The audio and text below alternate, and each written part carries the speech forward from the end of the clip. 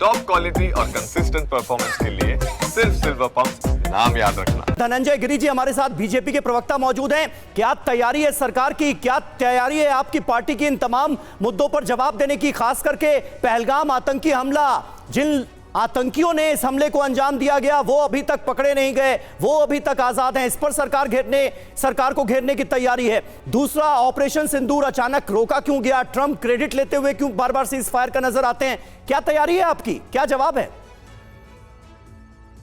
समीर जी, हमारी सरकार सरोकार वाली सरकार है और संवाद के लिए सदैव तैयार जी। बहुत पुराने और वेटरन पार्लियामेंटेरियन प्रणब मुखर्जी जी ने कहा था कि 3D डायलॉग, डिस्कस और डेवलपमेंट में चौथा जो डी, डिस्ट्रप्शन आ गया है, ये लोकतंत्र की प्रणाली के लिए ठीक नहीं है।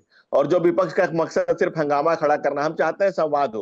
हमारी कोशिश है कि देश की सूरत बदले, हमारी कोशिश है कि आम आदमी के जीवन में क्या परिवर्तन ला रहे हैं, कितना विकास कर रहे हैं, कैसे देश का डेवलपमेंट हो रहा है, कैसे आज भारतीय सेना के अप्रतिम शौर्य और पराक्रम से पूरा विश्व निनादित हो रहा है, जिसका गुंजायमान है। भारत ने युद्ध के पहले घोषित कर दिया था कि हमारा युद्ध पाकिस्तान, पाकिस्तानी सेना, पाकिस्तानी आतंकवाद से, और जिस तरह से पाकिस्तान के आतंकवादी ठिकानों को हम लोगों ने चुन चुन करके खत्म किया, जिस तरह से पाकिस्तान घुटनों पे आ गया और जिस तरह से उसके डीजीएमओ ने रिक्वेस्ट किया इस युद्ध को रोकने का, युद्ध के बीच में जो मोदी जी जैसा नेतृत्व ही जो युद्ध के बीच में प्रबुद्धता और संयम नहीं खोता है, महामानवता का जो निकष नरेंद्र मोदी। नहीं धनंजय जी, लेकिन ऑपोजिशन ये थोड़ी पूछ रहा है आपसे, पूरा दुनिया में ऑपोजिशन तो ये पूछ रहा है कि भाई अचानक ऑपरेशन सिंदूर को रोका क्यों गया?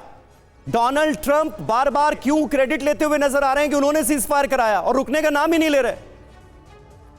समीर जी, हमको जहां तक याद है इस मुद्दे पर हम लोग कई बार चर्चा कर चुके हैं। ट्रंप तो ट्रंप है, अपनी बात कहे जा रहे हैं, लेकिन लगातार जब पाकिस्तान के डीजीएमओ ने कहा, और मुझे लगता है कि हर भारतीय को, हर उस प्राउड भारतीय को अपने भारतीय सेना पर, जिस सेना ने अप्रतिम शौर्य का परिचय दिया, उसके जो आर्मी का चीफ कह रहे हैं, जो डीजीएमओ कह रहे हैं, जो तमाम chief of the army staff कह रहे हैं, क्या हमारे सामने पाकिस्तान ने घुटने टेके, उन्होंने निवेदन किया और उस निवेदन को। तो सवाल यह है धनंजय गिरी जी, फिर विपक्ष लगातार ये मांग क्यों कर रहा है? क्योंकि लगातार ये जो बयान है वो हमने देखा। नीरज मिश्रा जी जरा जवाब दीजिए, क्यों प्रधानमंत्री के बयान पर विपक्ष अड़ा हुआ है, जबकि खुद किरण रिजिजू की तरफ से कहा गया है कि हर एक मुद्दे पर हम चर्चा के लिए तैयार है?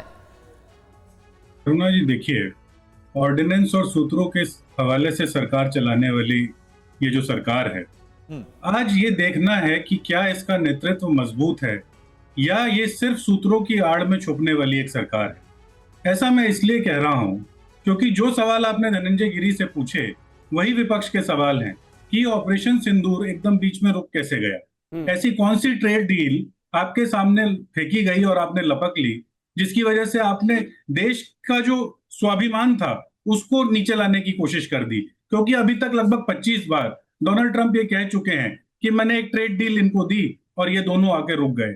ये जो पहलगाम में जो आतंकी हमला हुआ, आज आप बताएंगे ना कि क्या वजह थी कि अभी तक पहलगाम के जो आतंकी हैं उनको नहीं रोका गया? और ये सवाल पूछे इसलिए जा रहे हैं क्योंकि लोकतंत्र का वो जो मंदिर है उसके अंदर इससे पहले भी, क्योंकि रिजिजू साहब देश की जनता को फिर बेवकूफ बनाने के लिए कह रहे थे कि हम नियमों के हवाले से करेंगे, तो उनको याद दिला दीजिएगा कि कैसे 31 मार्च 1971 को जब बांग्लादेश का रेजोल्यूशन पेश किया गया संसद के अंदर, तो तब की तत्कालीन प्रधानमंत्री इंदिरा गांधी ने पूरे सदन को बताया। उसके बाद कैसे मई के अंदर फिर क्या स्थिति है बांग्लादेश के अंदर, रिफ्यूजीज की क्या स्थिति है, इंदिरा गांधी जी ने स्वयं बताया। और उसके बाद जब नवंबर में जब पाकिस्तान के 2 टुकड़े कर दिए गए, उसके बाद नीरज जी अभी थोड़ा अहम मुद्दों पर ही रहते हैं, रेलेवेंट आज के मुद्दों पर रहते हैं। ऑपरेशन सिंदूर पर आप सवाल उठाएंगे तो क्या ये आपसे नहीं पूछा जाएगा कि भाई पाकिस्तान को हमने इस तरह से सबक सिखाया, मुंह तोड़ जवाब दिया, उससे क्या कांग्रेस पार्टी खुश नहीं है, ऑपोजिशन खुश नहीं है? दूसरा ये भी पूछा जा सकता है कि भाई डोनाल्ड ट्रंप पर आपको ज्यादा भरोसा है भारत सरकार के स्टेटमेंट से ज्यादा अमेरिकी राष्ट्रपति के बयान पर आप लोग क्यों भरोसा कर रहे हैं? जी, वैसे तो देखिए ना, डोनाल्ड ट्रंप की जो एक प्रख्यात छवि है वो भक्तों के पापा की छवि है। तो जब भक्तों के पापा ने कहा तो भक्तों को जवाब तो दे देना चाहिए। लेकिन उससे बड़ी बात यह है कि चाहे वो सीडीएस जब इंटरव्यू कर रहे थे सिंगापुर के अंदर, तब उन्होंने इस बात का जिक्र किया कि कोलेटरल डैमेज हुआ।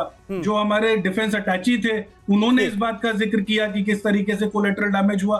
और देश में विभिन्न जो आर्मी और एयरफोर्स के सदस्य हैं, जो टॉप लीडरशिप है, वो इस बात को मान रही है कि किस तरीके से हमारे साथ कोलैटरल डैमेज हुआ, कुछ प्लेन गिरे। अब इस बात को सबको समझाएंगे तो, जैसे करगिल के बाद एक proper safety audit, security audit हुआ आर्मी का, आज ये वही स्थिति है। आप देश की जनता को ये तो बताइए। ठीक है,